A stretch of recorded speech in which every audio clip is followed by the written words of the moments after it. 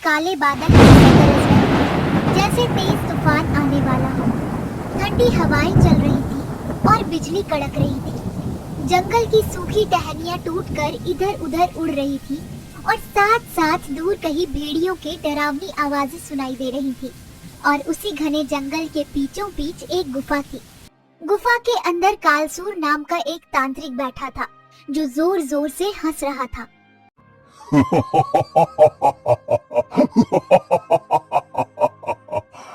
बस कुछ देर और, फिर मेरा बदला पूरा होगा। इतना कहकर कालसूर सामने जल रही अग्नि में कुछ डालता है, जिससे आग और बढ़ जाती है। फिर वो कुछ मंत्र पढ़ता है। ओम काल भैरवाय नमः। अंधकार की शक्ति जागृत हो, मेरा प्रतिशोध पूर्ण हो। लेकिन तभी एक आवाज आई। तांत्रिक ने मुड़कर देखा तो गुफा के बाहर उसे कुछ चमकता हुआ दिखाई दिया। उसने धीमे से खुद से कहा, लगता है कोई छुपकर मेरे काम में विघ्न डालना चाह रहा है। अभी देखता हूँ। तांत्रिक दबे पांव उठता है और गुफा के बाहर निकलता है। कौन है? तांत्रिक के आते ही बाहर खड़ी राजकुमारी अमायरा चौंक जाती है। उसके हाथ में एक चाकू था। दूर हो जा दुष्ट तांत्रिक, वरना अच्छा नहीं होगा। अच्छा, मेरी ही गुफा में आकर मुझसे चालाकी। हाँ, मैं तुझे मेरे पिताजी के राज्य को बर्बाद नहीं करने दूंगी, समझा? मैं उन्हें जाकर सब कुछ बता दूंगी।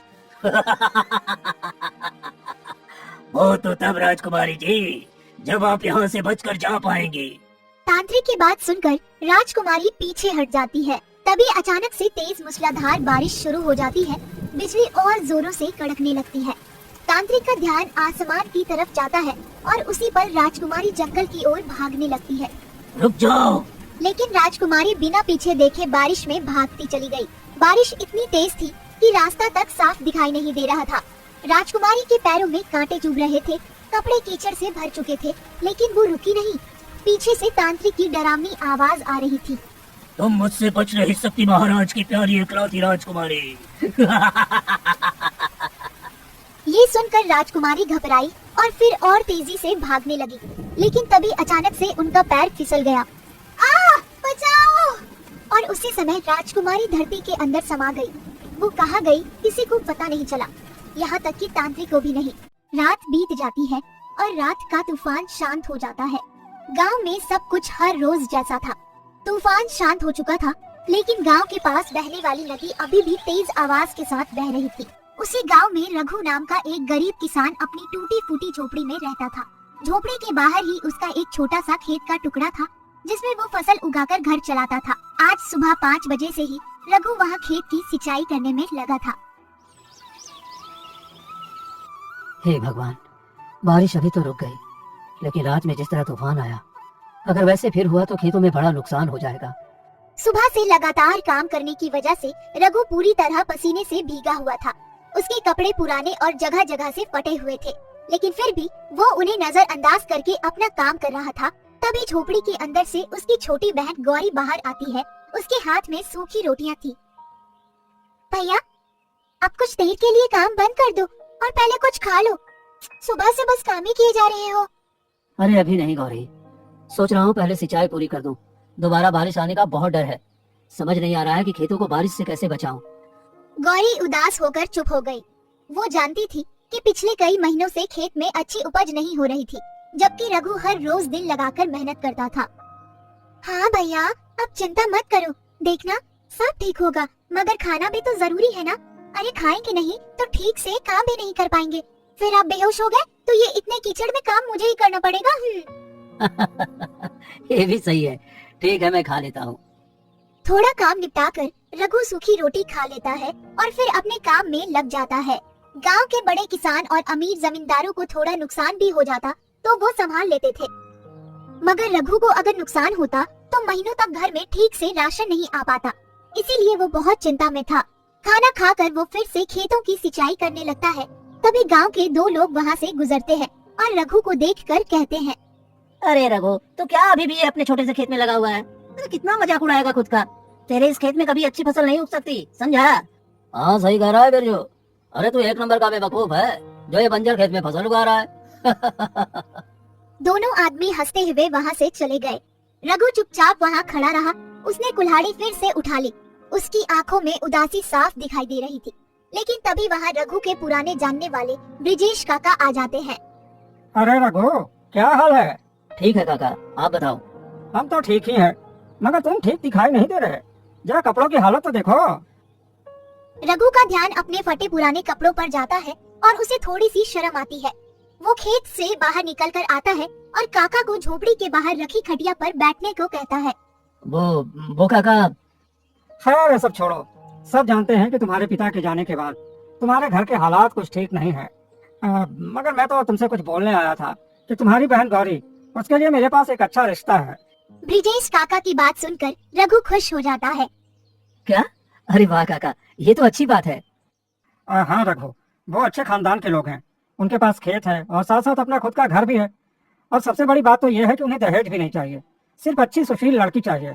ये तो अच्छी बात है ना काका, आपका बहुत बहुत शुक्रिया। पहले मेरी पूरी बात तो सुन लो रघु।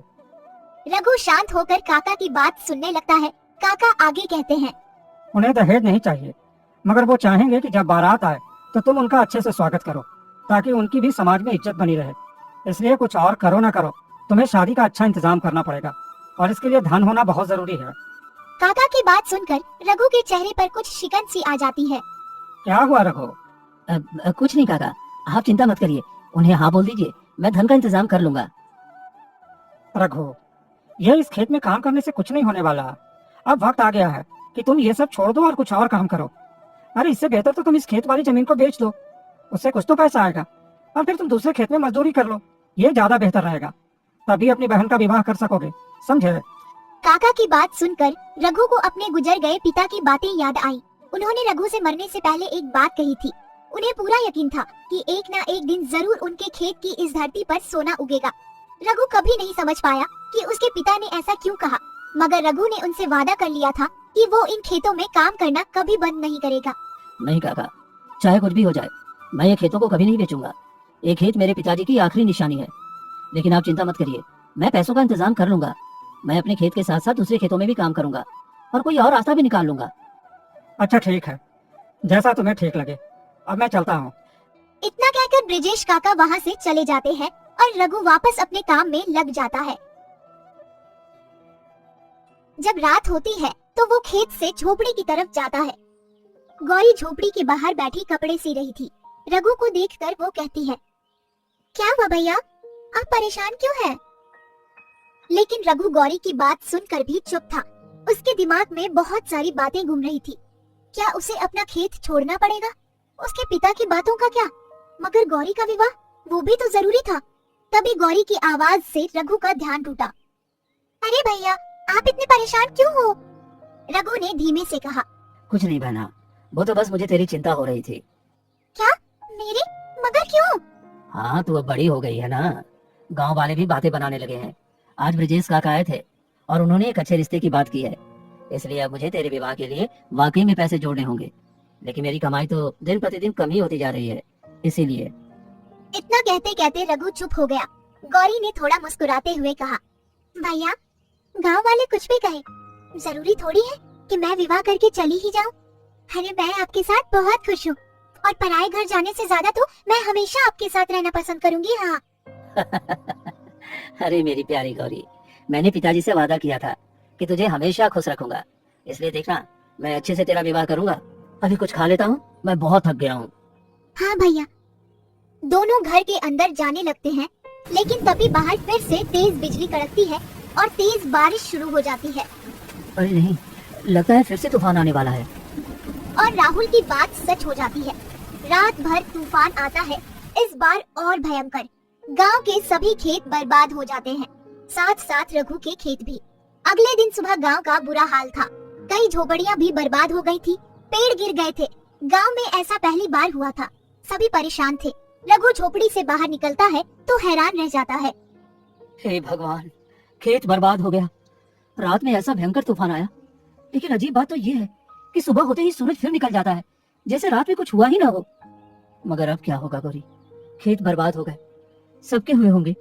जमींदार मुझे कर्ज भी नहीं देगा, क्योंकि मेरे पास गिरवी रखने के लिए कुछ भी तो नहीं है। चिंता मत करो भैया, सब ठीक हो जाएगा। रघु परेशान था, लेकिन तभी